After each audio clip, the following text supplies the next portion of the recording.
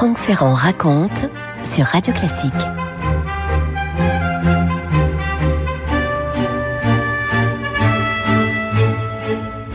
Ce mois-ci, Le Figaro Histoire consacre un grand dossier à la Révolution, des cahiers de doléances à la violence institutionnalisée, un dossier intitulé « La fabrique de la terreur », ce qui situe tout de suite le point de vue des auteurs. Et quels auteurs ? Patrice Guénifet, Jean-Christian Petit-Fils et Claude Quetel et Jean Tullard, entre autres. Parmi les personnages dont Le Figaro Histoire brosse le portrait, j'ai retenu le plus impopulaire, disons-le, mais aussi peut-être le plus intéressant. Un homme dont le patronyme est devenu synonyme de terreur, Fouquier-Tinville. Prenons, si vous le voulez, son destin à l'un des moments clés de la Révolution française, le 10 Thermidor en deux. 10 Thermidor en deux, c'est-à-dire le 28 juillet 1794, c'est le moment où la Révolution bascule.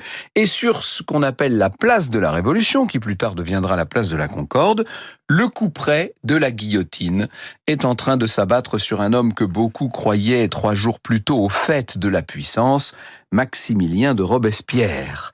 Sa tête tombée sans procès dans le panier de son est montrée à la foule et cette fois plus personne ne saurait en douter. L'incorruptible est mort. Il est mort comme plusieurs de ses proches, exécutés ce même jour d'été. Une page se tourne, celle de la terreur, avec sa chasse aux suspects et ses procès frénétiques.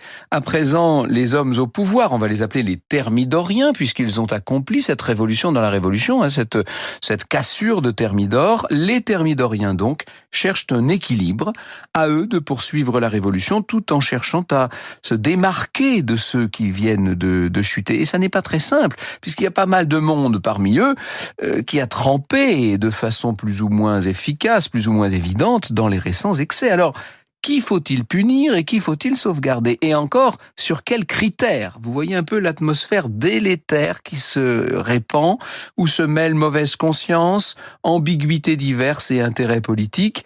Les serviteurs de la Révolution d'hier sont maintenant désignés comme criminels par les serviteurs de la Révolution d'aujourd'hui. Et c'est dans ce contexte qu'un homme va intéresser la Convention, c'est bien sûr l'accusateur public du tribunal révolutionnaire. C'est celui qui a énormément fait parler de lui les mois précédents, c'est Fouquier-Tinville. Il a 48 ans, Fouquier-Tinville. Imaginez-le, le visage carré, la peau grêlée, comme l'étaient souvent les visages de l'époque, et puis ce regard étrange, un peu fuyant, un peu fiévreux.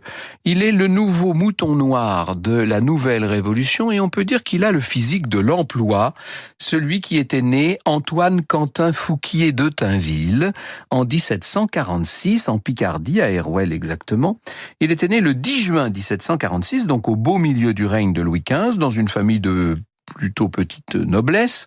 Il s'est engagé assez vite dans la carrière judiciaire. C'était le moyen de réussir sous le règne de Louis XV. Il a d'abord été clerc de procureur à Paris à 19 ans, puis procureur lui-même à 28 ans. Bon, c'est une vie comme on pourrait en décrire des milliers. Il s'est marié 2 fois, il a eu plusieurs enfants, il a connu pas mal d'embarras financiers, mais aussi des embarras professionnels. Sa carrière n'a pas été un chemin pavé de roses. Dans les années 1780, il a même dû céder sa charge de procureur, mais à chaque fois, il a réussi à s'en remettre. La Révolution d'un seul coup arrive, et comme à beaucoup de ses confrères, elle donne de nouvelles opportunités. Et il va finir par l'entremise de Camille Desmoulins. Les deux ont un lien de parenté. Grâce à Desmoulins, il va occuper des postes dans l'appareil judiciaire du régime républicain qui se met en place à l'été 92. Et à partir de ce moment-là, on peut dire que la carrière de Fouquier décolle. Lors de l'organisation du tribunal révolutionnaire, nous raconte Raymond de Monnier, tribunal créé le 10 mars 1793, la Convention nomme Fouquier-Tinville accusateur public. Dès lors, comme ses collègues du tribunal, il serre les desseins des législateurs, fait appliquer la loi, veille à suivre toutes les formalités de la procédure, il rédige ses actes d'accusation d'un style sec, s'en tenant aux faits reprochés à l'accusé. En septembre, avec la terreur à l'ordre du jour, la loi des suspects, la tâche du tribunal s'alourdit. Franck Ferrand sur Radio Classique. C'est une efficacité redoutable dont va faire preuve Fouquier lors des nombreux procès dont il est donc l'accusateur public, impitoyable, implacable. On l'a vu face à la pauvre Marie-Antoinette, face à Barnave qui n'en pouvait mais, face à Hébert ou aux proches de Danton. Il va contribuer à faire tomber beaucoup de têtes, il faut bien le dire, ce qui veut dire qu'évidemment, à mesure que la Révolution avance, il se fait de plus en plus d'ennemis. La terreur se durcit avec la loi du 22 prairial, donc en juin 94, et comme le précise dans le Figaro Histoire Patrice Guénifet, dès lors, plus d'instructions préalables, plus d'avocats présents, plus de témoins et une simple alternative, l'acquittement ou la mort. Tout va plus vite. Résultat, 1400 exécutions en quelques semaines. C'est une période effroyable, bien sûr, à laquelle le nom de Fouquier-Tinville restera indéfectiblement attaché. Et après le dit Thermidor, vous imaginez bien que on se demande ce qu'on va faire de ce personnage clé. Est-ce qu'il va rester à son poste? Certains le voient bien y rester. Seulement, à l'heure où l'on veut revenir sur cette espèce d'emballement judiciaire qui a marqué la terreur, le moins qu'on puisse dire, c'est que le nom de Fouquier-Tinville n'est pas très apprécié. Je cite Loris Chavanette dans son excellent ouvrage 95, La terreur en procès. Porté par l'enthousiasme que réveille cette vague en faveur de la refonte de la justice, le représentant Fréron saisit l'occasion de vouer un nom à l'exécration de ses collègues, celui de Fouquier-Tinville. Il s'étonne qu'au lieu d'avoir envoyé l'accusateur public à la guillotine avec Robespierre, on propose de le reconduire. Fouquier-Tinville, explique-t-il, ne peut être vu autrement que comme l'agent de Robespierre, puisque c'est lui qui rédigeait les actes d'accusation dans les mêmes vues que l'incorruptible. La Convention, à ce moment-là, applaudit Fréron. Ce sont des applaudissements qui vont sonner comme un glas aux oreilles de Fouquier-Tinville. Franck Ferrand sur Radio Classique. Je suis en train de regarder la gravure du portrait par François Bonneville de Fouquier-Tinville dans ce numéro du Figaro Histoire qui consacre un très grand dossier à la fabrique de la terreur. C'est vrai qu'il n'a vraiment pas, il n'est pas très servi par son physique, Fouquier-Tinville. Il a exactement le profil de l'emploi, si je puis dire, et surtout, son nom, son action sont désormais trop liés à ceux de Robespierre. Il doit être arrêté. Très vite, 2 hommes vont être dépêchés chez lui pour se saisir de sa personne. Ils vont tomber sur son épouse qui leur dit que Fouquier est absent et elle leur confirme qu'il sait qu'on le recherche. Et dès lors, les 2 hommes peuvent craindre que l'accusateur public ne se soit égaillé dans la nature. Ça n'est pas le cas. Fouquier-Tinville agit comme un homme droit, sûr de lui. Il est simplement parti se renseigner sur la réalité du décret qui vient d'être émis à son encontre. Et dans la même logique, il va rejoindre de lui-même la conciergerie pour qu'on le décrète d'arrestation. Et de ce point de vue-là, il est tout à fait fidèle à son image. Son emprisonnement va être bientôt connu dans Paris. Et il va y avoir, selon toute vraisemblance, un procès Fouquier-Tinville. Maintenant, on le sait, c'est l'arroseur arrosé, c'est l'accusateur accusé, qui reste un homme tatillon, concentré, à peine emprisonné, il articule ses idées, il bâtit l'argumentation qui doit laver son nom, et il entend se faire justice, d'une certaine manière, de tout ce qu'il a pu accomplir. Il faut imaginer cette plume qui est en train de tracer dans la pénombre de la geôle de longues phrases de défense. Les circonstances vont lui permettre d'aiguiser patiemment ses raisonnements, puisqu'il y a pas mal de péripéties qui vont repousser son procès, qui finalement est organisé après plusieurs mois. En vertu d'un nouvel acte d'accusation, le procès commence le 8 Germinal en 3, donc en mars 95. Il n'est pas convoqué seul, Fouquier-Tinville. Il faut dire qu'il y a une vingtaine de personnes avec lui impliquées dans le travail du tribunal révolutionnaire. Ça n'est pas une bonne chose du tout, bien sûr, pour lui. Et au moment de faire face à la cour, on le voit transformé. Il a le visage creusé, il est fatigué, mais toujours aussi résolu. Ses sourcils se sont encore accentués, comme ça, marquant le centre du front. Après tout, dans cette arène, on va lui permettre de se justifier. Je cite Pierre Labracherie. L'ancien procureur s'assied au premier rang, on lui laisse l'honneur d'occuper le fauteuil, devant lui une tablette, il y dépose ses dossiers. 2 gros cartons lui servent de pupitre, on le sent tendu, prêt à se défendre pied à pied. Il n'a pas regardé le public qui n'a Dieu que pour lui, tigre altéré de sang. C'est l'expression de l'époque. Un public très calme d'ailleurs, attentif et curieux. Cet homme qu'on a dépeint comme sanguinaire et sans pitié a l'aspect d'un honnête fonctionnaire, celui qu'il affirme n'avoir jamais cessé d'être. Fouquier-Tinville ne doit pas moins porter sur ses épaules toutes les dérives d'un système emballé, celui de la terreur, avec des accusations qui s'accumulent, puisqu'on ne cesse de décrire les dérapages, si vous me passez l'expression, du tribunal auquel il a contribué. Refus de communiquer au prévenu son acte d'accusation, nous dit Loris Chavanette. Refus de le laisser communiquer avec son avocat. Refus de produire les pièces à décharge demandées par les accusés.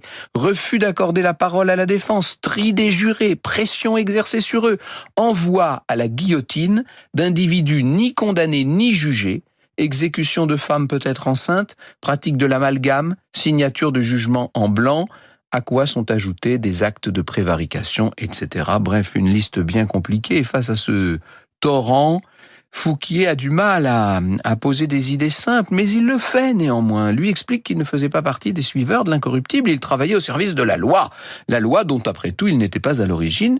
Il a juste fait son travail, vous connaissez la fameuse défense de tellement d'accusés politiques. Il n'était pas juge lui-même, les responsables sont à chercher ailleurs. Le contexte était tout sauf facile, il impliquait des mesures fortes, etc. Pour l'accusation, il y a ce zèle expéditif de Fouquier, si contraire aux nuances, il y a ces requalifications abusives, ces agissements répétés qui montrent à quel point il aurait outrepassé son rôle. On s'indigne à l'audience de ce qu'il ait été amené à violer des lois qui étaient déjà en soi un sommet d'arbitraire, note Loris Chavanette. Et puis, au-delà de la loi, stricto sensu, on dit que Fouquier n'aurait pas respecté une justice supérieure, universelle, qu'aucun être humain, après tout, quelles que soient les circonstances politiques du moment, ne doit perdre de vue. Dans sa défense, Fouquier-Tinville va pouvoir compter sur ses qualités de rapidité, précision. Il a une capacité d'attention assez remarquable. Et puis avec son avocat, qui est Gaillard de la Ferrière, il se montre offensif face à tous les témoins qu'on va voir défiler à la barre. Il les présente comme disant des contre-vérités, comme ayant des comptes à régler, comme étant eux-mêmes coupables, etc. Bref, lui reste parfaitement fidèle à la ligne de pensée qui n'aura jamais cessé d'être la sienne. Difficile de lutter néanmoins face à la gravité des accusations et des témoignages qui saisissent le public. On voit jusqu'où il y a eu des dysfonctionnements. Par exemple, il y a une certaine Madame de Maillet qui vient expliquer comment son fils adolescent a été exécuté après un procès complètement bancal sur de faux motifs, alors qu'il n'était coupable que de s'être disputé avec un commerçant qui lui avait donné de la nourriture avariée. Évidemment, tout ça ne va pas du tout dans le sens de l'accusateur public, ou on pourrait presque dire qu'au contraire, ça ne fait que accuser un peu plus Fouquier-Tinville. Franck Ferrand sur Radio Classique. Indigné tel apparaît Fouquier-Tinville dans ce procès. Ce n'est pas moi qui devrais être traduit ici, martèle-t-il, mais les chefs dont j'ai exécuté les ordres. Je n'ai agi qu'en vertu des lois des 14 Frimaires et 23 Ventoses, lois portées par une convention investie de tous les pouvoirs. Par l'absence de ses membres, je me trouve le chef d'une conspiration que je n'ai jamais connue. Me voilà en but à la calomnie, me voilà en but à un peuple toujours avide de trouver des coupables. Ah, il n'a pas perdu sa verve. Ai-je besoin de vous dire que ce discours dans la salle n'est pas accueilli avec beaucoup de bienveillance. Moins d'un an auparavant, Fouquier-Tinville était celui qui accusait, celui qui acculait, qui accumulait les charges contre ceux qui avaient le malheur de lui faire face. Et bien maintenant, tout s'est retourné. Et le 18 Floréal, c'est-à-dire le 6 mai, après les plaidoiries et les délibérations, voici le dénouement, et je cite Pierre Labracherie de nouveau. « L'attente ne dure que 2 heures. La foule est nerveuse, impatiente. Il fait lourd dans cette salle trop petite. Agier lit le jugement, déclaration longue que le langage juridique rend monotone. Fouquier-Tinville, convaincu de manœuvres et de complots, est condamné à mort avec 15 de ses complices. » Pendant cette lecture, les inculpés sont restés impassibles, mais Fouquier va éclater de fureur et accabler le tribunal d'injures. Il traite les jurés de scélérats et il leur prédit que bientôt ils périront. Ah oui, il s'est battu jusqu'au bout comme un fauve blessé. Dans la foule, on sent bien qu'il y a un léger flottement. Qu'importe, le sort en est jeté. Maintenant, ce qui attend Fouquier-Tinville, c'est évidemment l'échafaud. Franck Ferrand sur Radio Classique. Et lui aurait voulu être mis à mort immédiatement, mais ça n'est pas possible. Il va devoir patienter encore une nuit entière en prison, ce qui lui laisse le temps de griffonner encore un petit texte dans lequel il persiste à vouloir constamment se défendre. Il veut croire qu'un jour, on reconnaîtra son innocence. Une chose est certaine, ce jour-là ne va pas arriver de son vivant et pour cause. Dans la matinée du 18 Floréal, les badauds déjà se pressent pour observer Fouquier-Tinville et tous les condamnés qui l'accompagnent d'ailleurs. C'est à leur tour de subir tout ce qu'on connaît, la charrette, les colibets, la curiosité d'un public en grande partie ravi de le voir affronter ce sort infamant. Il faut dire aussi que sur les bords du chemin, du calvaire, si j'ose dire, vers la place de la Révolution, il y a des proches d'un certain nombre de ceux que l'accusateur public avait autrefois contribué à faire tomber. Morose satisfaction sans doute, mais satisfaction tout de même pour eux de voir vers 11h rouler la tête du tigre dans le panier. On ne peut néanmoins aujourd'hui, avec tout le recul des choses, on ne peut que constater quels que puissent être les horribles excès de Fouquier-Tinville, et vous ne trouverez pas en moi un défenseur de cet homme-là, bien sûr, mais on ne peut s'empêcher de se dire que ce bonhomme, ce Fouquier-Tinville, a payé aussi, et peut-être même a payé avant tout pour un certain nombre de ceux qui voulaient se cacher. Après tout, il l'avait lui-même montré dans ses œuvres, la justice, n'est-ce pas, est une notion relative en ce bas monde, surtout en période de révolution. Franck Ferrand sur Radio Classique. Je me suis beaucoup arrêté cet après-midi sur les accusations contre l'accusateur, mais il faudrait peut-être que je cite Patrice Guénifet dans ce numéro du Figaro Histoire, dans ce dossier du Figaro Histoire sur la fabrique de la terreur, dossier dans lequel précisément il nous montre Fouquier-Tinville à l'œuvre. L'accusateur public, nous dit-il, menait rondement son affaire, c'était un esprit médiocre, procédurier, tatillon, indifférent quant à la vérité des accusations, mais intraitable sur le chapitre des formes. Aussi, lorsque Danton, accusé à son tour, se défendit comme un beau diable, réclamant la comparution de témoins, Fouquier, affolé, demanda des instructions au gouvernement puisque la loi de mars 93 n'interdisait pas aux accusés de se défendre. Robespierre, qui depuis des mois déplorait l'inactivité du tribunal et sa trop grande clémence, prit les choses en main. Dans l'immédiat, un décret arraché à la Convention permit d'exclure Danton de son propre procès et 2 mois plus tard, le 10 juin 1794, une nouvelle loi réformait la procédure. Elle se voyait réduite au minimum. Plus d'instructions préalables, plus d'avocats présents, plus de témoins et une simple alternative, l'acquittement ou la mort. En moyenne, le bourreau, depuis la mise en route du tribunal, avait coupé le cou de moins d'une centaine de personnes chaque semaine. Après la promulgation de la nouvelle loi, le nombre des victimes doubla, 1409 en 7 semaines.